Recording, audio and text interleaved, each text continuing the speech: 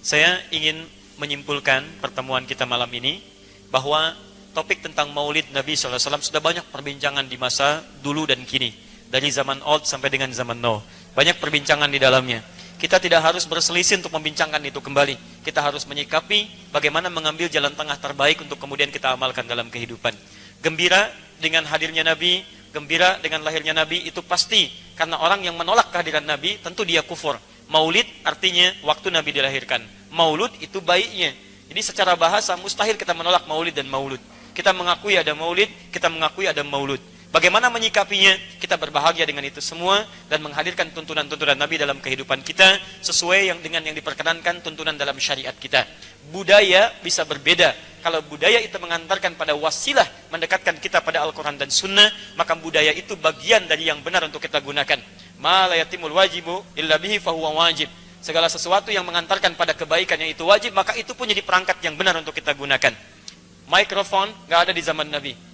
Apakah ini bid'ah? Tidak, karena mic ini mendekatkan kita untuk mendengar kalimat-kalimat azan dan kebaikan supaya lebih dekat kepada nilai-nilai kebaikan.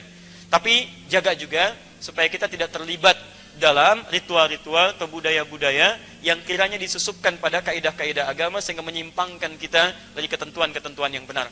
Andana alimun kabir fa أيضا منهم شيخ محمد بن هاشم الأشعري الذي أسس جمعية نهضة علماء في تاريخ 31 من يناير. Ya, teman-teman sekalian, kita punya salah satu ulama besar di Indonesia, ya, Syekh Muhammad Hashim bin Ash'ari, yang mendirikan Nahdlatul Ulama 31 Januari 1926.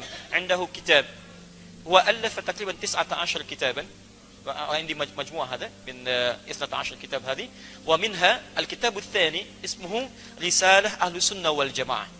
Di antara 19 kitab ini ada kitab yang kedua namanya Risalah Ahlu Sunnah wal Jamaah fi safhatil 11 di halaman yang ke-11, ya, al-faqrah tsaniyah, paragraf yang kedua, fil wasat, baris 1 sampai dengan baris kelima, ya, satr wahid ila al-khamsah, ya, fil yamin, di sebelah kanan.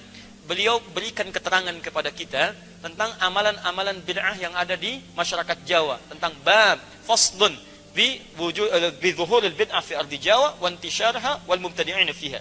Antum mulai dari halaman yang ke-9, ibda min safha at-tasi'ah, mulai dari halaman ke-9 langsung buka halaman ke-11-nya. Antum akan temukan di situ, kata beliau, di antara bid'ah itu ada ajaran-ajaran yang menyimpang. Misal al-hulul wal ittihad, ya, merasakan ada datangnya sesuatu kepada kita sampai mengatakan puncaknya saya adalah Allah. Ya, kamu siapa? Saya Allah. Allah sedang apa? Allah sedang makan. Itu yang seperti itu, waliyadzubillah, itu yang menyimpang, ya. Misal buka lagi antum di sebelah bawahnya, ya, paragraf yang ketiganya, baris 1 sampai dengan baris yang ketiga, paling kiri sebelah bawah, ya, fil yasar tahat, ya, faqrah ats-tsalitsa satr wahid ila ats-tsalits. Disebutkan di situ di antara aliran menyimpang ada juga yang ahli zikir. Ahli zikir, lakin zakar syekh biannahu min dhimn ad-dhalah. Jadi manhum, siapa haula, siapa mereka itu? Yaitu humul ladzina, ya, mereka itulah orang-orang yang yasifuna anfusahum, mereka menyebut dirinya sendiri, ya, sudah sampai hum yasilu ila daraja, yani haitsu innahum wasafu anfusahum bi annahum qad ta'allaqa billahi subhanahu wa ta'ala. Wa bisabab hadhihi at-ta'alluq fala yantabiqu alaihim al-amr wan nahy. Ya, karena aksar min Nabi sallallahu alaihi wasallam. Jadi mereka merasa sedang ada hubungan dengan Allah Subhanahu wa taala, karena banyak berzikir merasa dekat dengan Allah, wasafa qalbuhu, dia merasa bersih hatinya dan tidak berlaku perintah dan larangan lagi. Jadi kalau antum temukan orang ahli zikir tapi enggak salat, kata Syekh Hasim Asy'ari, itu orang sesat, jangan diikuti. Antum temukan walaupun misalnya gelarnya kiai, pakai jubahnya selebar Batman bahkan lebih misalnya, ya, misal, terus dia berzikir dan sebagainya, zikir-zikir tiba-tiba enggak salat, azan datang dia enggak salat. Syekh, kok tidak sholat? Kan sudah azan. Nanda baru latihan. Kalau saya, jasad sedang sholat, tapi jasad sedang bicara, tapi roh sedang sholat di hadapan Allah. Nah, kalau kata beliau, kalau ada aliran yang seperti itu yang menyimpang. Zikirnya tidak menyimpang, tapi kalau zikir menjadikan aliran otak kita konslet, itu yang menyimpang. Ya, jadi teman-teman sekalian, maka jauhi segala hal yang tidak baik untuk kita. Kalau ada budaya yang bagus, ambil. Tadi misalnya ada lagu yang baik, ya, nasyid, seperti nasyid orang-orang Arab dulu, Hasan bin Sabit dan sebagainya. Kata beliau tadi di Kanada, ya, antum masih ingat siapa namanya? Irfan Makki. Ya, beliau menyanyikan nasyid yang sangat bagus. Bahkan pernah antum dengar ada kisah Michael Jackson katanya, yang masuk Islam menyanyikan lagu, padahal lagunya lagu Irfan Makki tentang haji. Ya, begitu disampaikan tentang nasyid itu, Anda tahu apa yang terjadi? 2 orang perempuan di Kanada masuk Islam. Hanya mendengar itu. Ketika ditanya kenapa masuk Islam, terbuka hati saya ketika mendengar kalimat-kalimat yang disampaikan Irfan Makki, menjelaskan keindahan Islam. Ada aura kebaikan, ada nilai-nilai kebaikan.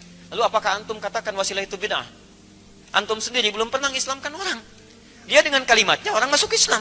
Lalu antum katakan orang mengislamkan orang lain dengan bid'ah. Antum dari ujung rambut sampai ujung kaki bid'ah. Ya, di teman-teman sekalian, kalimat bid'ah mesti kita jaga. Yang benar-benar tertolak kita tolak. Yang baik kita ambil, dan frame kita tetap Al-Quran dan Sunnah Rasulullah SAW. Sepakat sampai sini?